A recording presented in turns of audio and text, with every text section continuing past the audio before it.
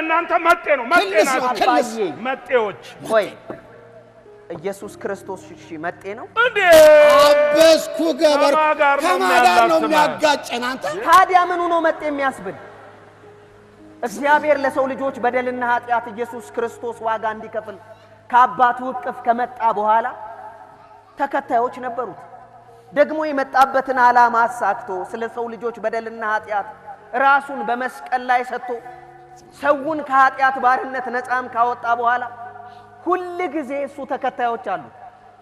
ታዲያ ቆይ በተለይ በአገራችን በዚህ በኢትዮጵያ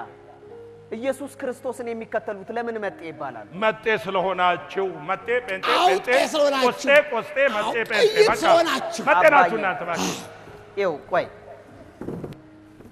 ያ መጤ አይደለንም ነይዳ ደሞ ተስተምረን ነው ቅድስት ድንግል ማርያም ታውናው ምልሃንተ ወዴት አያያ ስሟ ባንታ ፋይጣ አንተ መናፍቅ ስማ ጨብጥ ቆሎ ይዞ ወደ አሻራው ጠጋ እኮ አሁን እኮ ማርያም መቤት እኮ ልብል ያማለለ አንሰማህም ስሟ ባንታ ፋይጠራ መናፍቅ አባዬው የማርያም ጠላት እኮ ማለት እሷ ያለችውን የማይሰማ እሷ ያዘዘችውን የማያደርግ እሱ የማርያም ጠላት ነው አዎ እሱ ነው የማርያም ጠላት እሱ ደግሞ እናንተ ናችሁ አንተ ነህ ስሟ ሲጠራ የሚያንቀጠቅጣችሁ እናንተ ነው አይደለም አባ እኔማ እኛማ እሷ እንዳለች ነው የምናደርግ እሷ እንዳለች ነው የምንኖረው እሺ እንዴ ይኸውና አባዬ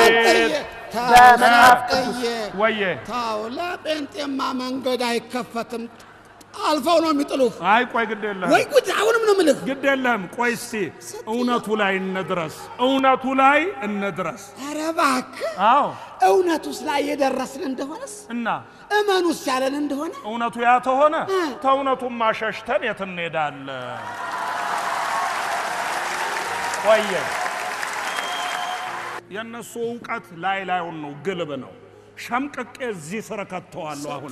ወይ እኔ መንገድ አለኝ ግድ የለህም ጴንጤ ማለት ደራሿ ነው ጠልፎ ነው የሚጥለው ግድ የለህም እኔ ራሴ ጠልፌ ጥለዋለሁ ታያለህ እሺ እንዴ ይኸውልህ አባዬ እቺ ቅድስት ድንግል ማርያም መልአኩ ቅዱስ ገብርኤል ትንቢት የተናገረላት ማርያም በዮሐንስ ወንጌል ምዕራፍ 2 ቁጥር 5 ላይ ምን አለች መሰለህ በቃ ምን ላይ የዮሐንስ ወንጌል ምዕራፍ 2 ቁጥር 5 በቃ ምን